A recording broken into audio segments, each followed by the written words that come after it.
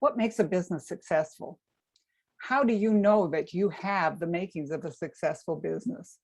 These are excellent questions to be asking yourself, but I'm going to suggest you start by asking yourself the ultimate question, and that is, what do you want your business to accomplish for you?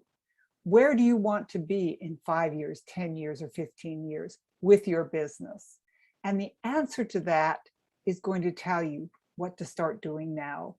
Hi, I'm Lorna Rasmussen. I'm speaking to you from Costa Rica.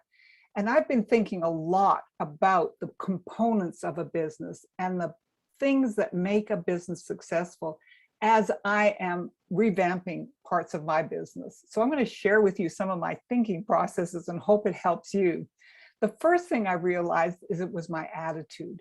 Was I just playing in this business? Was I trying to work it around some other things? I know a lot of people have a sideline business and they think it's going to become a full-time business, but it's more hoping and praying than it is planning and helping with the execution. So asking yourself that question, what do I want to be doing with this business?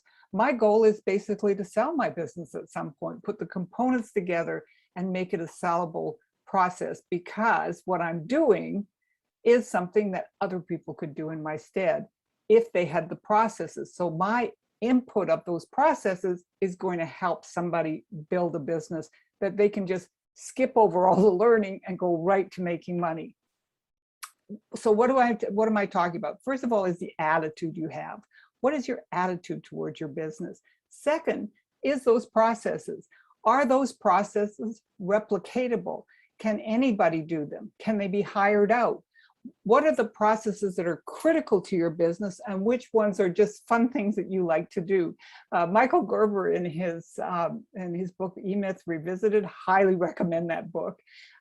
He said that if you are your business, if you're doing everything yourself, you have a job, not a business. So those processes are actually a stepping stone to you building your business. Once those processes are in place, where they are documented and the whole thing, and I love video for this, by the way, because you can show somebody on video exactly what you do, save it for them, and then if they don't work out as an employee, you can bring somebody else in. So doing those processes in such a way that people really can follow along and do them is critical. You have to do them first yourself.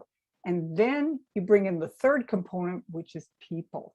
And people are an important component to that. Again, you have a business, not a job, when you have other people doing something, and you have a saleable business. You can sell it to somebody who can then replace those people if necessary, or keep them on as part of their whole process. So these are things that are going to make a business. And the great news is, I'm going to introduce you to really wonderful women who are in all kinds of stages of building their business. And this is part of what I'm going to be asking them. What do they want their businesses to do? What are the places where they've succeeded? So you can be inspired. And where are the places where they haven't been successful, so that you can learn from their mistakes rather than making those mistakes yourself. Because we want you to have a very profitable, serious business that gives you everything that you want in life, your lifestyle, as well as the success in your business that I know you want as well and you deserve.